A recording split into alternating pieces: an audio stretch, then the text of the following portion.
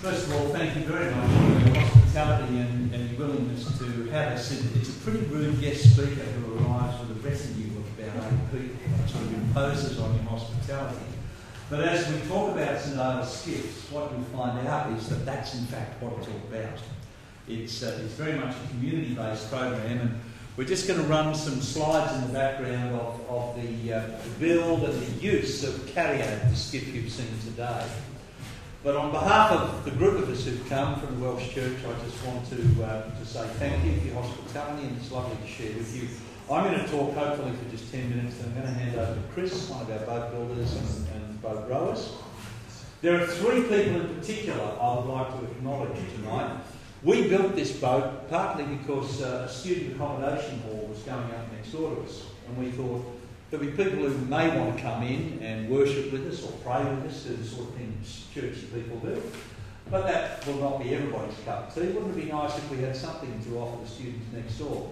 And tonight, as we brought the boat down here for you guys, we actually had 3 students from next door, Esther, Edwina and Lashini, our first people from Urban Nest who came into the road today. So, the girls' introduction to the world of wooden boats, as in our trip, one of them before has been a dragon boat, and one of them's been a canoeist, a kayaker, but this is their first time in kind of traditional rowing boats. So thank you for coming, ladies. They've got to head back a little bit sooner than the rest of us, so they'll be heading off soon. But it's been great to have you. Thank you. I just want to tell you very brief. While I'm doing this, I'll just circulate. One is a biography of Ian Outred, and the other is a bit of a scrapbook on Cariad and her building. I'll talk very briefly about the St Ailes Skiff program, and then secondly about ours. The St Ailes Skiff, the concept came about in 2008 when a particular combination of social factors hit Scottish coastal communities, and they were the global financial crisis, increasing EU regulation and declining fish stocks. These communities were really hit hard. Their economies were being hit. People were getting pretty depressed. It was overall pretty tough times. And Alec Jordan, who is a manufacturer and retailer of boat kits, laser cut plywood kits, went to Ian Outred, who many of you will know, that wonderful Australian designer, and said, 100 years ago, these communities all fished from open boats, and on the weekends they raced them. They built and worked in their own boats, and then they raced them. Can you design me a beautiful looking, seaworthy craft that can be built by amateurs and used for racing? And what this fellow designed was the St Ailes Skiff, the boat you've seen, modelled on a Fair Isle skiff, built in lightweight plywood, about 150 to 180 kilos, depending on how they're rigged out. You cannot buy the plans other than an overall sketch plan. It only comes as a kit. And it's designed to be built by amateurs with maybe a little bit of professional help. And it's designed to be very much a community experience. The boats have been enormously popular with women rowers. About 60% of the rowers worldwide are women. The first skiff was launched in 2009, and at last count there are well over 200 skiffs, either on the water or in build around the world. It's a community of people who do row. They row one another. The World Championships are being held in June. I think it's June, might be July, in Northern Ireland. And they're expecting 70 skiffs from across Europe. We went to the inaugural St Ailes Skiffs Championships down in Tasmania after the Wooden Boat Festival last year. And what's lovely about St Ailes skiff racing is that it's kept intentionally very simple. You are not allowed to use metal in the rowlocks. It has to be timber rowlocks. You can cheat with epoxy, and some people get very edgy, and there's no regulation on the oars, except that the oars can't be spoon or chopper blades. They must be straight blades. They must be symmetrical top and bottom, but they can be any length. Ours are short, and consequently our boat's a bit slow. We followed the instructions and built 11 footers. mainly because in our upstairs church hall we have 22-foot curtain rolls that service the recliners. But what we found, and they're 1890s bits of Oregon. If you look closely at the Oarston boat, you'll see they've got nail marks in them from every production the church put on. They tack on new sets, you see, backdrops. But some of the Scottish crews are racing with sea oars, and the sea oars are up to 17, 18 feet in length, which are a bit harder to swing, but if you've got strong people with them, they really go like clappers. So it's kept very simple, but the next thing is, and I really love this, you don't get to row your own boat. You show up as a crew, and your boat goes into the pool, and you are just rostered the next boat that comes back to the dock. So it's really sort of designed for level playing ground, a level playing field, and community involvement, and fun is more important than anything else. They had one specific community event in at the Nationals in Tasmania, which was just brilliant, where they invited businesses up and down the Huon Valley to come along in their business gear to row boats. So at one point, the rules were you had to have at least 2 women in the boat. Could be all women, but you had to have at least 2 women. Couldn't be all blokes. So a firm of local real estate agents would show up in suits, and the women in sort of professional dress put the life jackets on, didn't they get? And from there it got more and more bizarre. A bunch of guys in bottoms, black body stockings, including faces fully covered in pink wigs, went and rode. And then suddenly there was a clip-clop of horses, and in rode 4 World War I light horsemen in full regalia, complete with the ostrich plumes. And their horses danced on the quayside, and then one fella held the horses, and 3 men put their full World War I uniforms with bandoliers and spats and boots, put the life jackets on, and we thought, what about the women? And 2 women in World War I Army nurses uniforms stepped through the crowd, put their life jackets on. They were racing the local fire brigade in helmets and full breathing apparatus with life jackets over the top. So it was this terrific sort of fun event. The whole way the movement is that people participate in the building of it. We built the boat, as you can see, in an upstairs church hall in Latrobe Street. Had to get workers from the building site next door, about 30 of them, to help us manhandle it down and outside stairs. Our volunteer builders ranged in age from 6 years of age up to 92.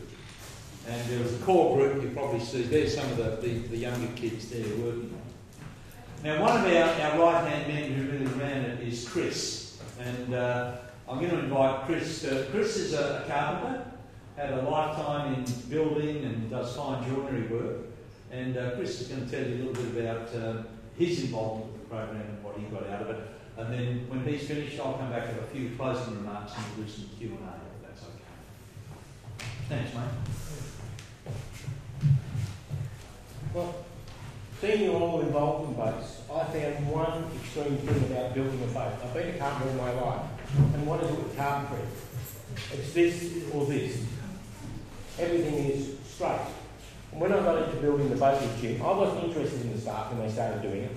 I was still doing part-time work, and he got me into it. I found that the boat is moving all the time, the shape in it. And the shape is what has intrigued me. And the thing that did help me is it sent me back to my ground roots. I turned around and relearned how to use a lot of my hand tools. I sourced out some different planes. We found a small block plane. I found a bullnose little plane, which I borrowed as a plumb one, and I even found an English compass plane. Now, I don't know if you know what one of those is. You can turn around and change the bottom to either convex or concave, so you can follow the curve. And I really took pleasure in trying to teach people how to use the tools which I've been taught in. The simple things that you forget, that in using any tool is what you got taught. You know, grab your saw, you don't use it out here, you look over the blade so you can see both sides of it. There were just simple little things which all of a sudden I was teaching anybody. And as I said, Jim said, we had some ladies helping us, we had some men, and some of the men here weren't into carpentry. I would turn up with my ute, which is out the back there, and it has all my tools in it. And that is our tool chest. But I didn't like using my electrical tools. I tried to use as many as my hand tools I could, and I found it very interesting. I don't know where it's going to take me. I've relearned a lot of skills. I've learned some new joints because all our planks on the sheets are shaped, but they're in 3 pieces. So we learned how to scarf them again, which we had a boat builder, Chris Rebecki, who was down Lorimer Street there. He turned around and came along and showed us how to set it up. That you would set 4 boards on top of each other, and they would coincide, and you just keep going down. But the funny part about doing that, what do you do with a hand plane? You run it down and you drag it back. No, you can't do that. You've got to learn to change your thinking. And this is what happened with me during the boat. I had to learn to change my thinking. You go back to belly basics. You run your plane back, you lift it up. But if you drag it back, you chip it. You can chip the very front end, which is fit fine. So these sort of things. I had another chap who came and did stuff with us. He would bring along his little side grinder with a disc belt in it, flat disc in it, and he would get there and do a bit. We used to have a good old barter between the two of us, because he would turn around and do something modern, and I would try and do it still old. There's some joints, like the joints in the keel, the scarfing joint in there. And it's an unusual one, it's a step scarf. I learned how to laminate again. No, we did certain laminating, and you get taught little tricks, like our boat builder came along and we were doing the bow and the stern, and we were laminating. They have a nail that goes through them so that each one is positioned on top of each other. And we had to use, you couldn't use a, funny part of it, you couldn't use a standard 2-inch nail. It had to be, a standard 2-inch nail is about 2.8 diameter or something. We had to find one which was only about 2 mil diameter. It's a different 2-inch nail. We found them, but you put it through, you line everything up, make sure everything's all right, then you pull it apart, lay your glue. But he taught us little things like put a sheet of plastic down, put everything together, wrap the plastic over it, and then clamp it up. But the glue doesn't get everywhere. It'll only get on the plastic and then you can clean it up afterwards. But just silly little things like this that we learned. Oh, how do you make a board diminish at the keel and the stern, the bow and the stern? That was something we never realised, is how to turn around and do that. So he just showed us all these different things. How to make your boards, how you have to turn around, rub your edge off your board and sit the next one flat on it, so you weren't sitting on a sharp edge. There were so many little things that we learnt, and for people who knew nothing about boat building, it doesn't take them long to learn a skill. You fellas all learnt the skills, so remember to pass them on. And that's what we're trying to do. We don't know where we're going next. We have a situation that we are a church. We'd love to come down here on Sunday, but worse luck, Sunday we're involved in other things. We'll get here one day, and we've been here now, so we'll come back again. Look, as Jim said, the boat is lightweight.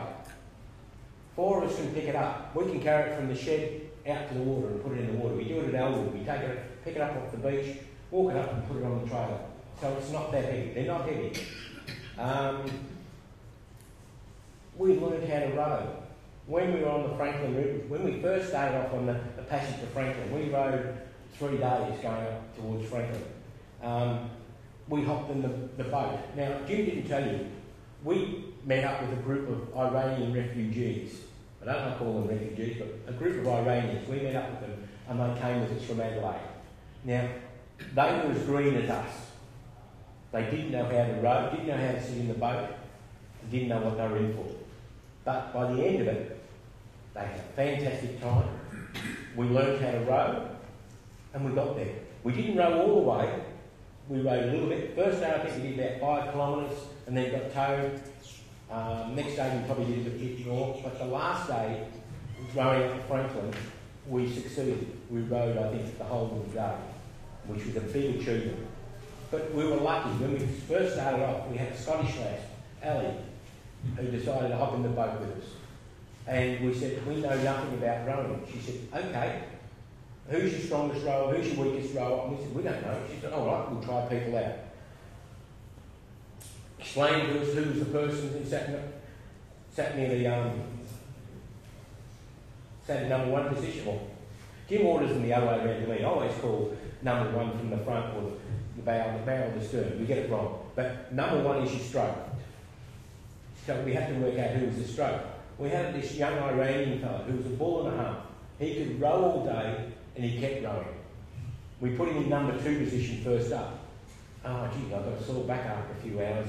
He kept hitting me in the back. He just kept leaning too far forward, so we had to change him. We put him into stroke. And we were fine from then on. But it was interesting in doing the rowing how you had to turn around and learn a little bit about the other person, talk to the other person. And rowing the boat wasn't hard. Yes, we put in a lot of work, we put in hours, but once you got the boat moving, it was so smooth. Unless you're heading into the wind, you didn't have to do a lot of effort. It just flows. And that was a lovely part about it. And we were all worried. I was worried that I was going to get wet. And you think, oh yeah, okay, you're going to get wet. I don't know what you like your sailing boat. I thought, oh, okay, I can't wear my shoes. I've got some boat shoes and stuff myself, but you don't need them. You didn't need them. You don't get any water in it. Unless you leave the bung out, like we've done once or twice. And I dare say a few yards out in your sailing craft. But as you can see there, that's our pattern. When I got there, Jim would set the pattern up, which is one lot of things you can buy. This is Chris Rebecca in the red, and he taught us how to do a lot of work. Yeah, he was very helpful. See, there's one of our ladies learning how to use the plane. Had no idea before she started. And they kept coming back. There we are laying our planks. So we learned so much. That lass was out from Wales. And she stayed for as long as she could and helped us build it. She really had a good time. This gentleman since has passed away from cancer. And he had a great time coming in. He used to get down there, you can see he turns up in his overall, and that fat little fellow, well, that's Jim. He's changed since then, he's lost a bit of weight. Rowing does that. But all I can say to you is, I was never interested in boat building. I'm thankful that Jim started the project. I've learned a lot. I don't know where it's going to take me next. We have a project lined up, as I was saying to someone before. We have a Canadian canoe, a 1950s or something, earlier. A canvas Canadian canoe, which is the gunnels have been broken on both sides, but flipped in wind. So we've been given that. We're hoping to restore that to its glory days. But we don't know yet. I don't know what else to say about the boat. We learned a lot in the products we had to use. We had to ask a lot of people for advice and took their advice. We built the boat to the stage where it was ready. We had it all sealed. We sealed it. It was clear. And then we just decided to take it. We took it down to Elwood on our Sunday school picnic and let the congregation have a go at it. And we've had people out in it which we would never expect. They thoroughly enjoyed it. From the little kids to some of the oldest people. We have an 80-year-old who hopped in the boat and enjoyed it. Not that we take them far, but they have enjoyed it. But the thing I did love about the boat, which really pulled on my heartstrings, is when we had the clear coat on it, I could see the wooden finish. I could see the grain. It meant so much to me. To me, that's the disappointing part, is that I look at so many of these sailing boats and little boats we've got, and we say, oh, it's a wooden boat, but I can't see the wood. All I can see is the paintwork. And I wish I would have been able to keep it natural. And we've got quite a bit of natural wood in there. We've got a variety of wood in our boat. We've got some Cowrie, we've got some American oak, we've got Oregon in the keel, Oregon in our all blades, Now that was an interesting one. How many of you have ever made oars from scratch? You have? I'll have to have a chat to you. Well, Willie, who's sitting down the end of the road there, we were down at Williamstown, and they had their little boat festival on down at Williamstown. So we decided to go down, pull our boat out, put it on a static display. But we took a workbench over there, and we started working on our oars. And we were doing things like the handles, the blades, trying to get them to look reasonable. We didn't know what was reasonable, so we just shaped them. Well, we got to doing the handles. Willie didn't know a thing about a spoke shape, which was the right way around, where to put his 2 thumbs on the thing. I gave him a bit of indication. I didn't come in until late the next day. At the time I got there, Willie had shaped the last bit of the oars. He'd scalloped the oars. And he achieved so much, and he enjoyed it. And this is what I think is good about all you guys building your own boat. I know you get so much out of it, otherwise you wouldn't be here. But we didn't know, we still don't know a good style of oar. Different people have said, Jim always likes the longer oars. As we said, we only have these curtain rails 22 feet long, so we shaped them. We had fun working out how to shape them. Because what we ended up with, in the end, was making 2 rails, setting the rod slightly off, and then ran down and kept turning them as we shaped them. I set up a router, run down, we just took a little bit off, so we tapered them. Found some cowrie, stuck on the blades, and then started to shape them. After we took it over to Tasmania, we found out that we needed to do a bit more work on our oars, so we stripped them back again, took off the coating off the blades, took them right back to bare, sanded them back, and started again. Slightly reshaped them, made them flatter on the face, curved the back of them a little bit better. They're not perfect, but we love them. Some of you are out there having a look. Every boat we've struck has something different about it, and that's what I like about boating. Down at Franklin, what did we say there was? How many boats, Jim? 7. No 2 were the same. The same style of boat, same pattern, but there's little things. Seats were different, the rails were different, the coxswain seat was different, the rudder was even different. A standard rudder, but different people made up different rudders. The most interesting one we struck, and we struck it at Greasing, I don't know what you call it, but they've got an arm across the back, sideways, and you steer it with 2 ropes, which is the yoke rudder, which is something totally different. The types of oars and the types of rollocks. The rollocks we've got on our boat at the moment, of course, Jim said we have to have wood. So the common rollock for those boats, or the one designed for it, is 2 pole pins. But we looked at it and we said, don't like the style of pole pins. So these rollocks we've got are temperate, and we've got shot cord on them, which we find quite good for the people who don't know how to set things up. They're very easy to set up. We said we wanted to put something around the oars to protect them a bit. And we said, we've got some leather. Well, funny enough, we found some leather and I took it to Jim and he said, look, I'll stitch this and make a cover for the oars. But he didn't use it when I took along. He turned around and found 4 leather placemats, which have got some embossing on them, if you have a look. And he set those up. There's that boat coming down out of the hall. Oh, that was another funny part. When we were building the boat upstairs, someone asked us, a few people said, do you know something we do? Is the rain going to go up that high? That you've got to build the boat so far off the ground? We said, no. Anyway, thank you very much for letting us come and talk about our boat. I've enjoyed it. I hope it takes me elsewhere. And we're trying to get it into the community, but we don't know where the community is that wants it yet. Oh, Jim's, one last thing I will say. If any of you would like to use our boat for any sort of function, take it anywhere to show it off, or use it with your community, please get in touch with us. It's a working boat. It loves to be on the water. So, thanks, Chris.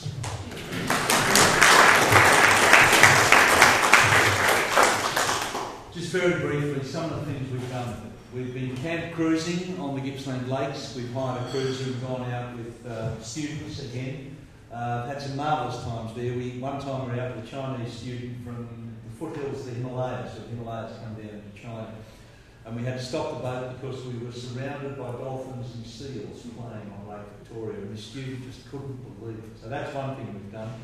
Chris said we made a grant to a church in Adelaide to enable them to bring 9 Iranian asylum seekers across to the national regatta in Hobart and Franklin. And that was quite an experience. The story of that's been written up in Australian Amateur Boat Builder. And of course, none of these people have got papers. And when they were booked in, Robert Aylett wanted to book these 9 Iranians across. He couldn't even spell their names. And you had to have driver's licence or ID or passports. They haven't got any of that. And a very helpful ticket clerk on the telephone just sort of said, well, look, what about we just give you a family ticket? 9 of you as family. So Robert Aylett and Mohammed Aylett and Layla Aylett and Marty Aylett, the oldest of whom was 56, all with the surname Aylett and not needing any ID because their dad had given his driver's licence, all joined the ferry and went across. One of the outcomes of that's been really interesting in that at the Geelong Wooden Boat Festival, the sailing day is coming up, the Sunday they're actually having a St Ailes skiff regatta. There are 2 skiffs being built by an ethnic community in Geelong, and there will be 5 skiffs there. They asked us to come, and as the Perth Yacht Club are trailing 2 skiffs overland across the Nullarbor from Perth to Geelong today, we thought it would be churlish to say not too long, too far away we can't come. So we're going down. But the Geelong Yacht Club is actually reaching out to the whole of ethnic communities. So the Sudanese people are coming along. There are Iranian groups, a whole range of different ethnic minorities who are part of our community are going to row in these boats. And they've bought 2 kits to do the sort of stuff you can see here that we're doing. But those kits are actually gone first out of a couple of refugee communities who are going to build it here. The story of what happened in Tasmania was told by somebody one night at just a dinner party in Adelaide. And the host of the dinner party said to the fellow who sells the kits at the end of the night, he said, "Are you in town tomorrow?" He said, "Yes." He said, "Come and have coffee with me." So they went out for coffee. And he said, "I like that story about the Iranians rowing the boat." And he said, "Are they pretty keen?" He said, "Oh, they'd love to build a boat themselves." And the businessman slid a cheque for $10,000 across the table and said, "Go and buy 2 boats and get them working. And if you need more, come and see me." So there are now 2 boats being built in Adelaide by refugee communities. So it really is an inclusive thing. We would like to have this dinner here was in the boat shed of the Living Boat Trust at Franklin. And if you read the Australian Amateur Boat Builder story, there's a fascinating story of all these Iranians and a refugee, an Israeli guy arrived who was very, very wary of these sort of, traditional enemies of his people. And the story of how we all sat and ate together with American boating journalists, Iranian refugees, Willie was there, who's a Singaporean Chinese man, and all nations and peoples together, being brought together by rowing. Last story, you probably know something about the whole issue of the politics of our current relationship with Muslim people, and particularly some of the gender issues we have with Muslim people. In Iran, it's illegal for women to even watch sport, let alone do it. So these Iranian women who have come out to our country who were rowing for the first time, never having seen competitive rowing before.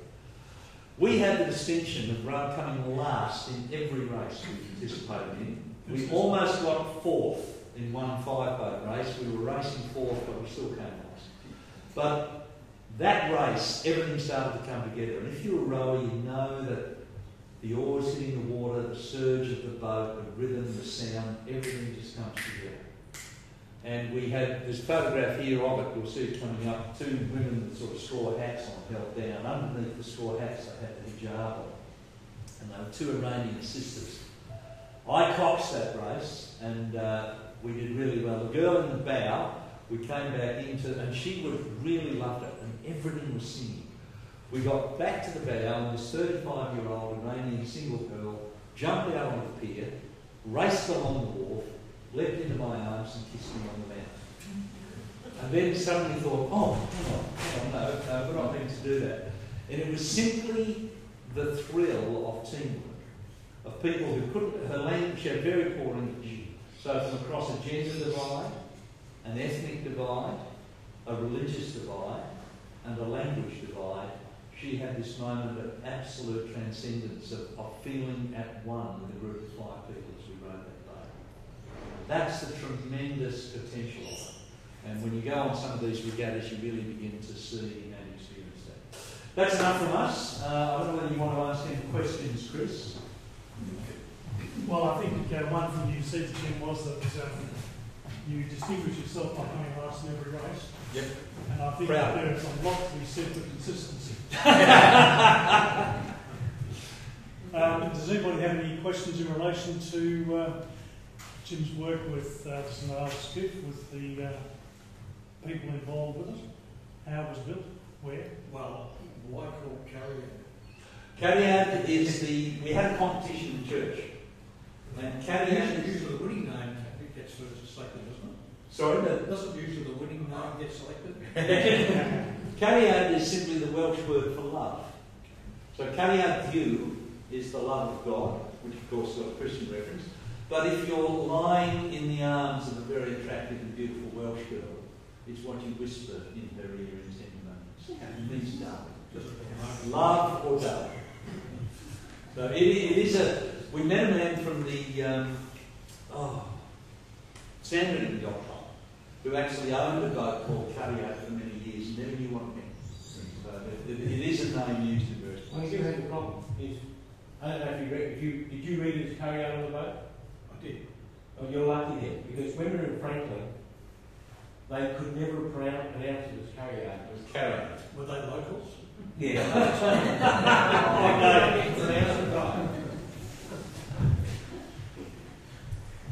Any other questions? I think Jim and Chris have given a fantastic presentation. I think everything's been explained perfectly. Thank you very much Pleasure. for bringing Carryad here to us today. I think those people who actually got into the boat and had a row enjoyed themselves. Jim, I'd like to present this to you on behalf of the WBA. Oh. Now, I know that you had a lot of potential help here, so all I can suggest is the occasional score. I think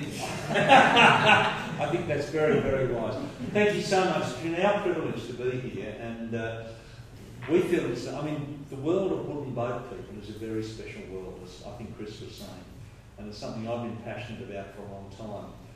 And one of the reasons I'm here doing it is that I used to be the senior minister of the National Baptist Church in Canberra, and I went through a staff review, and I was having a few health issues at the time. This was about seven years ago. And one of the people on the staff review, as we were looking over the man's, a woman who wasn't one of the elders and normal people I normally work with, just said, "What do you really want to be doing with your life at this stage of your life?" And I was 55. Quick as a flash, I said, "I just want to build boats."